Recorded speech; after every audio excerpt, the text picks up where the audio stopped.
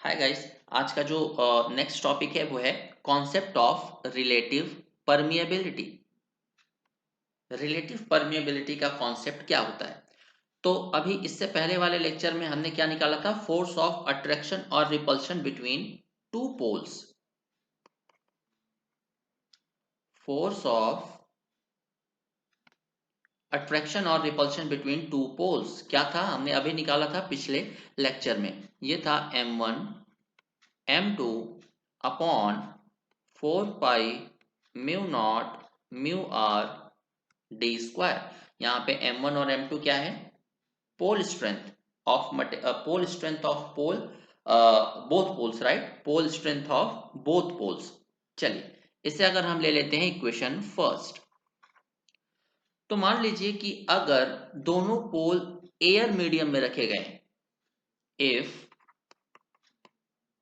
Both poles are placed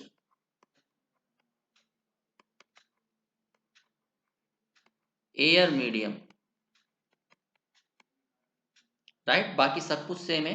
हमने उन दोनों पोल्स को उठा के कहां पे रख दिया है? एयर मीडियम में, यानी कि एयर में रख दिया है। तो mu r relative permeability of air और वैक्यूम क्या हो जाता है? 1। तो अब फोर्स कितना हो जाएगा? फोर्स हो जाएगा m1 m2, यानी कि pole strength of magnet 1 into pole strength of magnet 2 upon 4 pi mu naught into d square. क्योंकि म्यू आर 1 हो गया अगर हमने जो मीडियम है उसे एयर बना दिया है, उन दोनों पोल्स को उठा के किस में रख दिया है?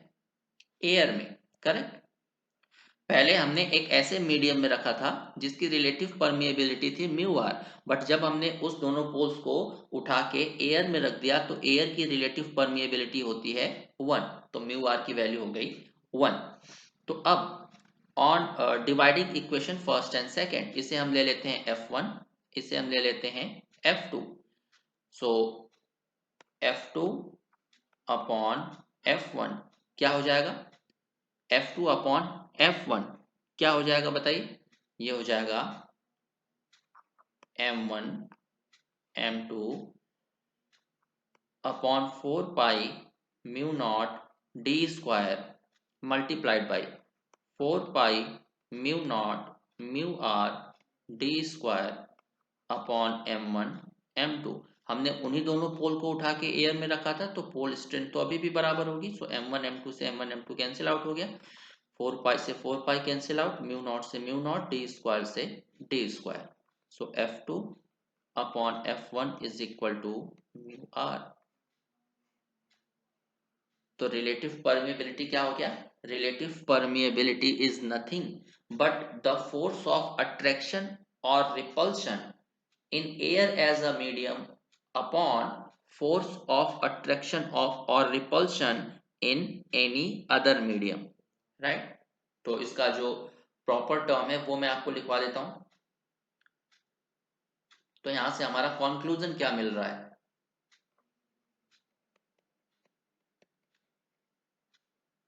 कंक्लूजन क्या मिल रहा है लिख लीजिएगा।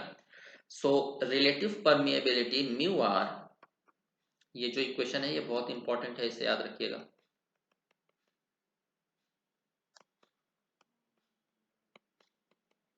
Relative permeability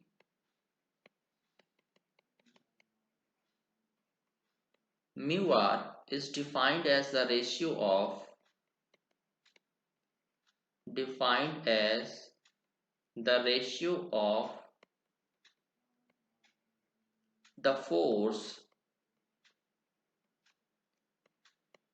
between two magnetic poles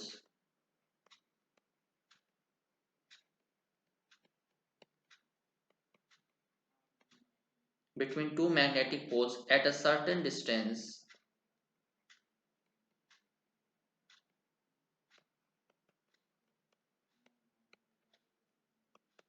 in air to the force between them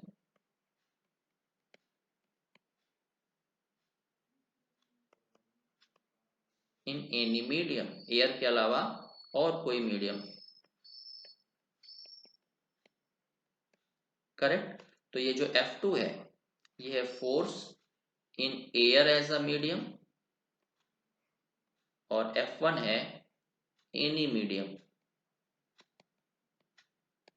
right. तो याद रखिएगा कि रिलेटिव परमेबिलिटी हमें क्या बताता है कि अगर हम किसी भी दो मैग्नेट को किसी अलग मटेरियल या किसी अलग मीडियम में रखते हैं तो एयर के रेस्पेक्ट में उनके बीच में कितना फोर्स लगता है वो हमें कौन बताता है, रिलेटिव परमिएबिलिटी। मतलब एयर के रेस्पेक्ट में रिलेटिव कंपैरिजन हो रहा है यहाँ पे, right. The force of attraction relative to air in any medium is called relative permeability. इसे याद रखिएगा। तो चलिए एक क्वेश्चन सॉल्व करते हैं।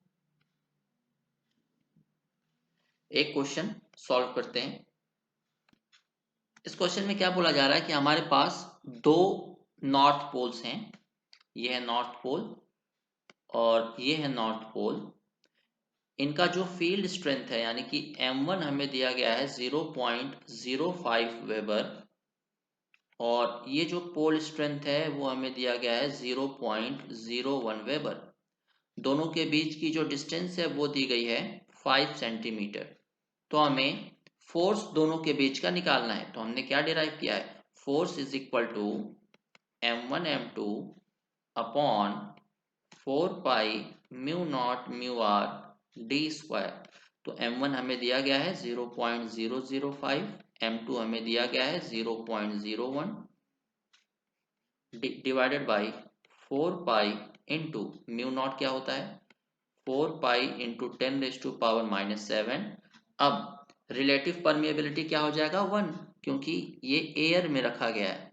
सो ये हो जाएगा 1 इंटू डी स्क्वायर। डी हमें दिया गया है 0.05 मीटर, हमें सेंटीमीटर में दिया गया तो हमने इसको मीटर में कन्वर्ट कर लिया स्क्वायर। तो यहां से हमें फोर्स कितना मिल जाएगा 1266 न्यूटन। और ये फोर्स कैसा होगा, अट्रैक्टिव या रिपल्सिव, तो ये होगा रिपल्सिव। मतलब दोनों नॉर्थ पोल एक दूसरे को 1266 न्यूटन के फोर्स से रिपेल करेंगे, राइट। तो ये था कॉन्सेप्ट रिलेटिव परमिएबिलिटी का।